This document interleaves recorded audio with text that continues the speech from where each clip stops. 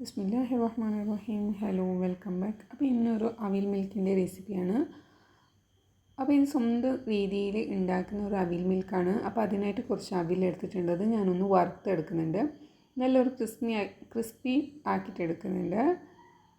കൈവിടാതെ തന്നെ ഒന്ന് ഇളക്കി എടുക്കണം കേട്ടോ, ഇല്ലാന്നുണ്ടെങ്കിൽ പെട്ടെന്ന് കരിഞ്ഞു പോകാവില്ല. ഇതുകൊണ്ട് തന്നെ അങ്ങനെ ഇതാ ക്രിസ്പി ആക്കിയിട്ട് എടുത്തിട്ടുണ്ട്. ഇനിയിപ്പോൾ തീയൊക്കെ ഓഫാക്കിയിട്ടുണ്ട്. എന്നിട്ട് ചെറുതായിട്ടൊന്ന് കയ്യിൽ വീണമെന്നുണ്ടെങ്കിൽ ഒന്ന് പൊടിച്ചെടുക്കാം. പിന്നെ ഈ അവിൽ മിൽക്ക് ആക്കിയിട്ട് ഇങ്ങനെ വെച്ചെടുക്കാൻ പാടില്ല.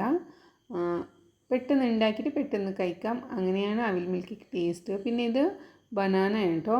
നിങ്ങൾക്ക് പഴം ഇഷ്ടമുള്ള പഴം എടുക്കാം. ഇപ്പോൾ എൻ്റെ കയ്യിൽ ഈ ഒരു പഴം ഉണ്ടായിരുന്നു. ഇതാണെങ്കിൽ നല്ലോണം പഴുത്തിട്ട് അങ്ങ് എത്തിപ്പോയിട്ടുണ്ട്.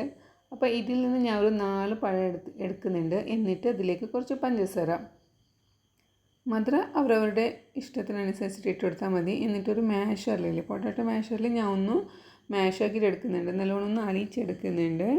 എന്നിട്ട് ഇതിലേക്ക് ഞാൻ 1 ലിറ്റർ പാലാണ് എടുത്തിട്ടുള്ളത്. പാൽ നല്ല ഒരു ഐസ് ക്യൂബായിട്ട് ഉണ്ടാവണം, എന്നാലും നല്ലൊരു ടേസ്റ്റും കൂടി കിട്ടുന്നുണ്ട്. എന്നിട്ടിത് ഒരു നല്ലൊരു കുഴിയുള്ള ഒരു പാത്രം എടുത്തിട്ടുണ്ട്. എന്നിട്ട് ആദ്യം ഇതിലേക്ക് ഞാൻ പാൽ ഒഴിച്ച് കൊടുക്കുന്നുണ്ട്.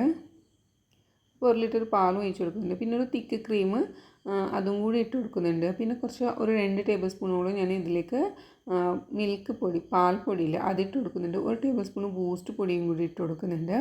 എന്നിട്ട് എല്ലാം കൂടി ഒന്ന് മിക്സ് ആക്കാം. എന്നിട്ട് ഇതിലേക്ക് വറുത്ത് വെച്ചിട്ടുള്ള അവൽ നിങ്ങൾ നോക്കിയിട്ട് ഇട്ട് കൊടുത്താൽ മതി.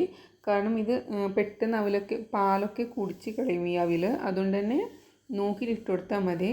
അധികം വെള്ളം പോലെ ഉണ്ടെന്നുണ്ടെങ്കിൽ കുഴപ്പമില്ല, കുറച്ച് കഴിഞ്ഞിട്ട് അതൊരു തിക്നെസ് ആയിപ്പോഴും.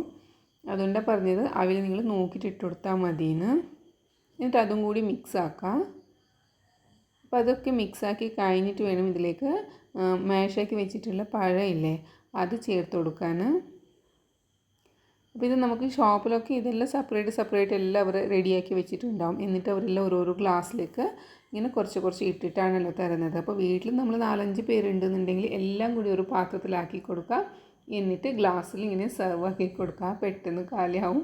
എന്നിട്ട് ഇതിലേക്ക് കുറച്ച് കടലയില്ലേ അതിട്ട് കൊടുക്കുന്നുണ്ട്. പിന്നെ കുറച്ച് അണ്ടിപ്പരിപ്പ് ഇട്ട് കൊടുക്കുന്നുണ്ട്.